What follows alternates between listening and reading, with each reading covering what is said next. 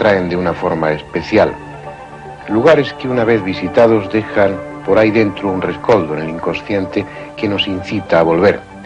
Puede que sea por su ambiente, por el sonido que los envuelve, o tal vez porque siempre queda algo por descubrir de esos lugares. Palenque es uno de ellos.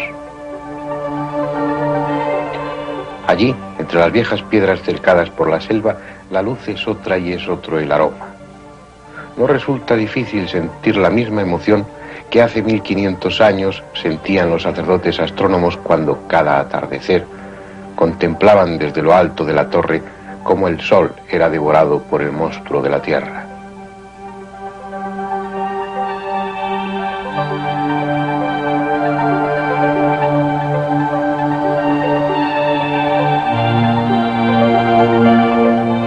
Ya habíamos estado en Palenque, pero quedó algo por hacer. No tuvimos tiempo de visitar a un viejo amigo, Pacal, alguien demasiado importante como para que no regresáramos. Ya les dije que siempre había un motivo para volver.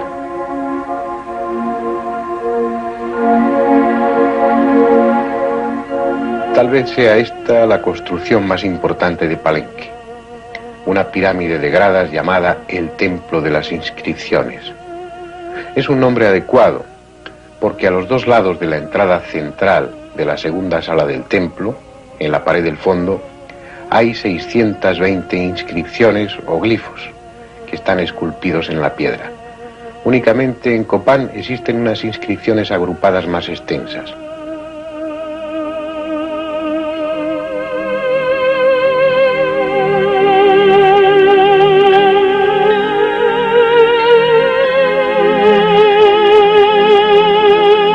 No es ese críptico mensaje lo que hace del Templo de las Inscripciones el edificio más visitado por los turistas, sino algo más escondido y enigmático.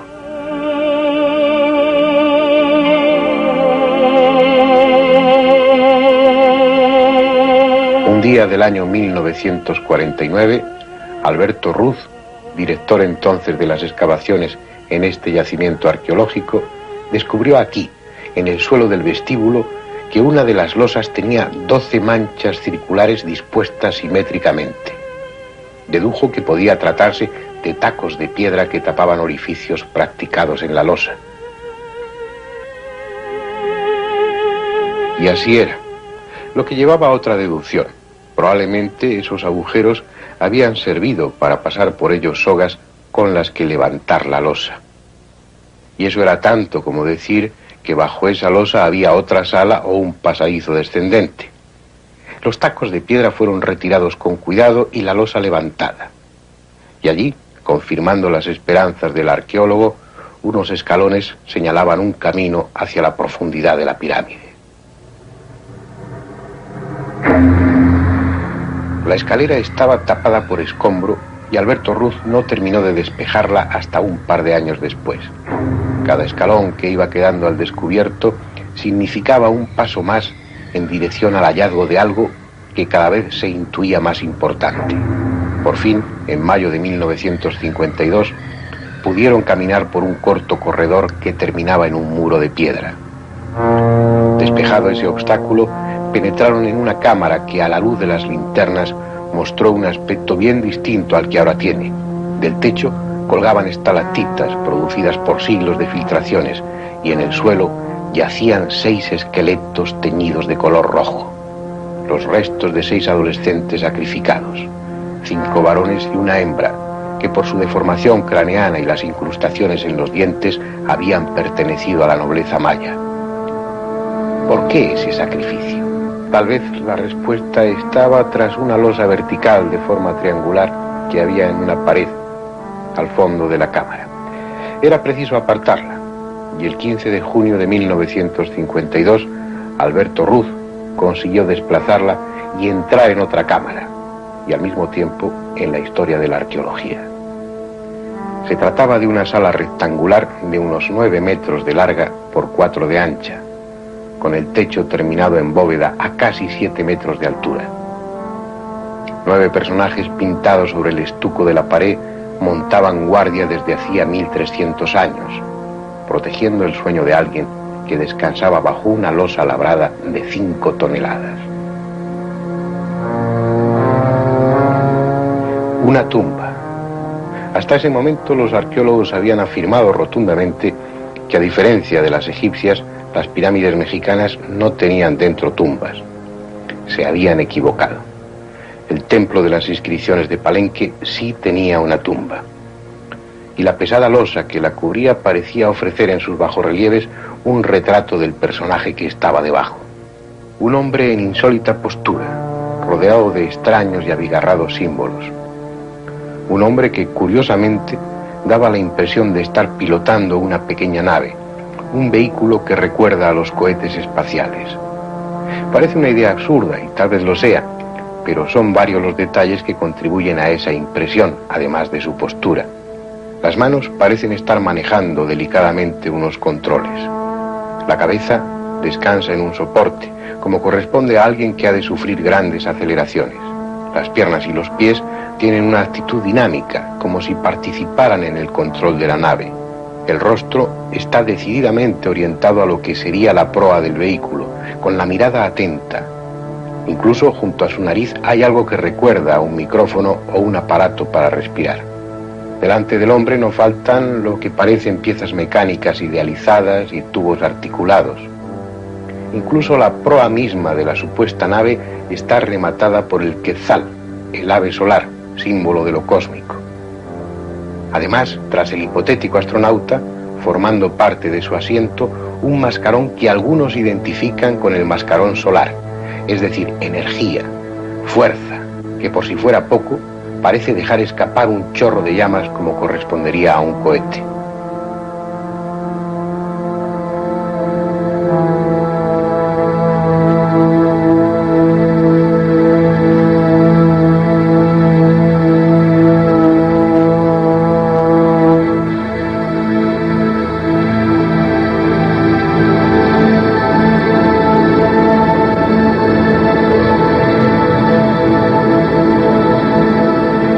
El primero en sugerir que el personaje que está en la losa de Palenque es un astronauta fue Alejandro Kazantsev, un científico soviético nada convencional. Fue también él quien sugirió que la explosión que se produjo en la taiga siberiana en 1908 no se debió a un meteorito, sino nada menos que a una nave extraterrestre que se estrelló. Y también fue él quien argumentó que lo que destruyó Sodoma y Gomorra fue una explosión atómica. Fantástica si se quiere, lo cierto es que tales hipótesis han encontrado una excelente acogida por parte del gran público. No niego la presencia de una avanzada tecnología en algún momento de nuestro pasado más o menos remoto, pero sí creo que, habiendo explicaciones menos fantásticas que justifiquen los hechos, se debe recurrir a ellas y dejar a los visitantes extraterrestres a un lado. Y eso es lo que sucede con el mal llamado astronauta de Palenque. Puede ser explicado desde una perspectiva bastante más razonable, recurriendo a ese lenguaje universal que las culturas antiguas conocían también, la simbología. Vamos a ello, si a ustedes les parece bien. Comencemos por el propio templo de las inscripciones. Está construido sobre una pirámide de 9 terrazas, lo que representa los 9 mundos infernales en la religión de los viejos mayas. El templo mismo tiene como característica esencial la de sus 5 puertas, lo que está simbolizando el mundo terrenal. Entre los mayas, el 5 se identificaba con la tierra y con el glifo Tun, que es la estilización del monstruo de la tierra. Así pues, el templo es la tierra de los vivos, que se apoya sobre el inframundo.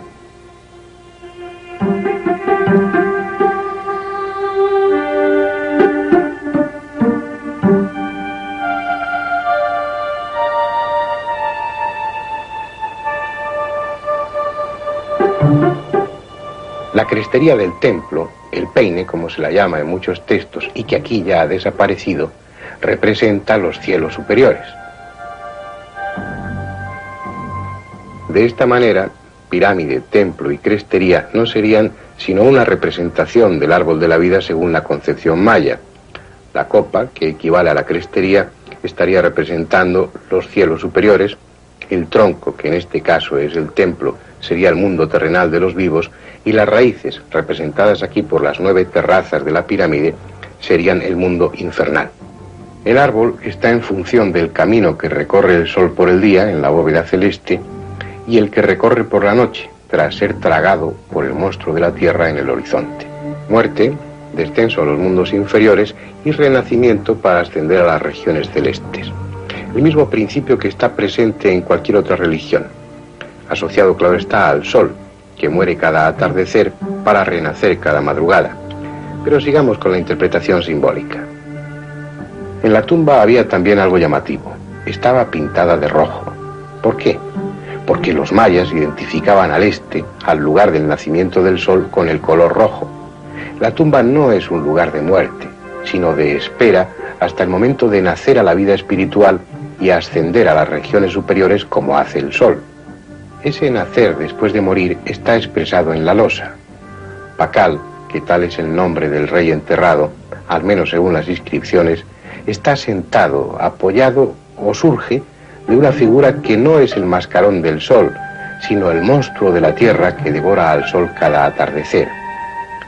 Yendo más allá en la interpretación, podemos fijarnos en este signo, que se parece al que empleamos para expresar el tanto por ciento y que entre los mayas era el símbolo de la muerte. Y esto otro es un caracol marino, símbolo de la fertilidad. Y entre ambos, lo que parece un brote vegetal, probablemente de maíz.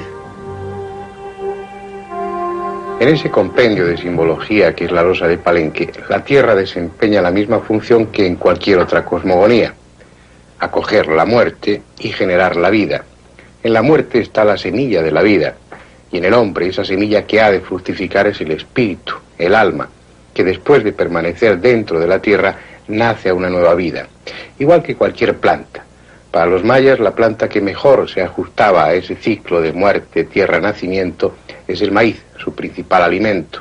Por eso el maíz aparece asociado con frecuencia al simbolismo muerte-resurrección. Luego lo veremos más claramente. Pero ahora sigamos con el supuesto astronauta y su supuesta nave. Parte fundamental en el bajorrelieve es esa estructura que Pakal tiene delante, o mejor dicho arriba, si se mira la losa como debe mirarse. Lo que para algunos es el motor del vehículo, no es en realidad otra cosa que el árbol de la vida de los mayas, la cruz maya. Una cruz que en Palenque aparece representada profusamente. Este es el templo llamado precisamente así, el Templo de la Cruz. En su santuario, flanqueada por dos figuras, está otra representación de la cruz similar a la de la losa. Como aquella, se asienta sobre el monstruo de la tierra y también como aquella, está rematada por el pájaro quetzal, el símbolo celeste. Hay otro templo en Palenque que también guarda una cruz. Le llaman el Templo de la Cruz Frondosa. En su santuario hay otra cruz maya, en este caso foliada, formada por largas hojas de maíz, asociando así la cruz a la vida, como una manifestación clara de la cruz como árbol de la vida.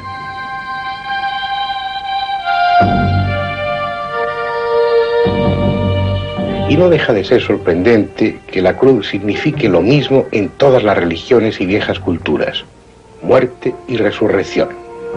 El árbol de la vida que hunde sus raíces en la muerte, en la tierra, y se abre a la vida espiritual. De otra manera, el puente entre el plano material y el plano espiritual.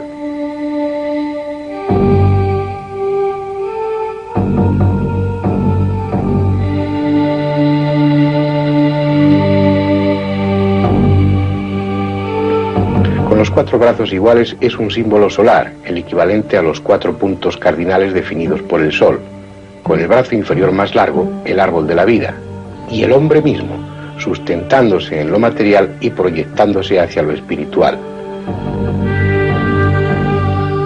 Krishna, Cristo y otros avataras mueren en la cruz, en el árbol de la vida, dando a ese símbolo su sentido más auténtico.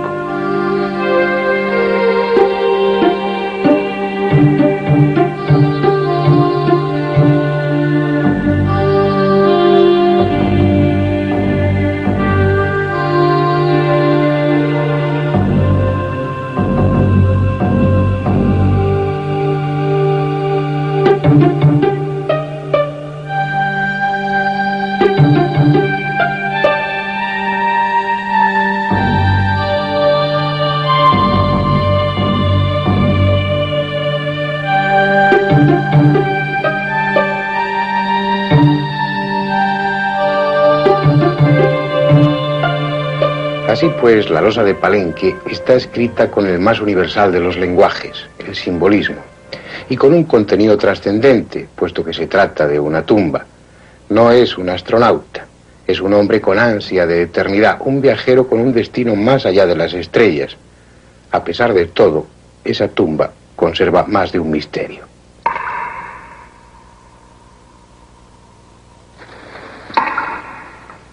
El principal de ellos es el personaje mismo que yacía bajo la losa. Supuestamente un rey de Palenque llamado Pacal, palabra que en maya significa escudo. Cuando abrieron la tumba se encontraron un esqueleto en muy mal estado. En torno a su cráneo estaban los restos de una diadema de jade y unas ostentosas orejeras. Lo que había sido su rostro estaba cubierto por una máscara de jade ya deshecha con pupilas de obsidiana. Llevaba también un pectoral, collares de jade, un brazalete en cada muñeca y anillos de jade en cada dedo de las manos. Había además algunas pequeñas piezas de jade propias de un ajuar funerario. Todo parecía aparentemente normal. Sin embargo, había algunos detalles que no encajaban como debieran. Uno de ellos, la edad. Según las inscripciones, el personaje nació en el 603 y reinó del 615 al 683, es decir, murió a la edad de 80 años. En cambio, el estudio anatómico forense del esqueleto determinó que éste pertenecía a un hombre de 40 a 45 años.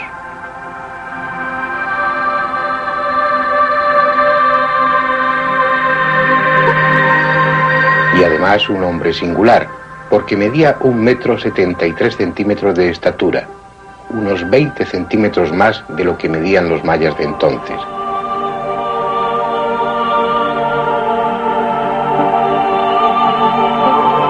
Su cráneo, destrozado por el paso del tiempo, no mostraba signos de deformación, no sufrió ese aplastamiento ante lo posterior propio de la nobleza maya, tampoco tenía las deformaciones e incrustaciones dentarias a las que se sometían los personajes de la aristocracia.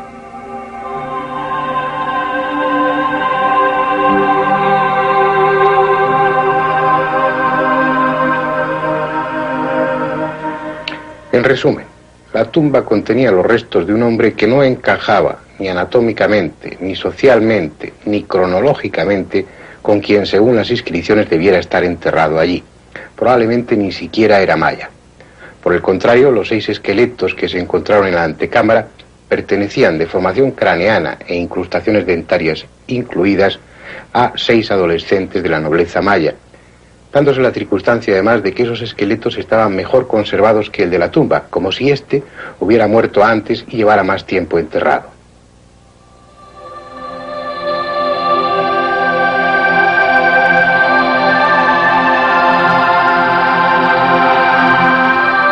Por el tamaño de la losa, mucho mayor que el del pasadizo descendente, y por otros detalles, es evidente que primero fue hecha la tumba y luego sobre ella se edificó la pirámide.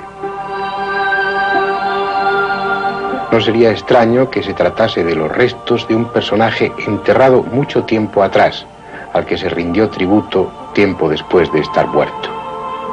¿Quién era realmente? ¿Desde cuándo estaban sus restos enterrados en Palenque? ¿Por qué fue tan importante para los mayas un hombre que según parece no era de su propia raza ni usaba los atributos propios de la nobleza?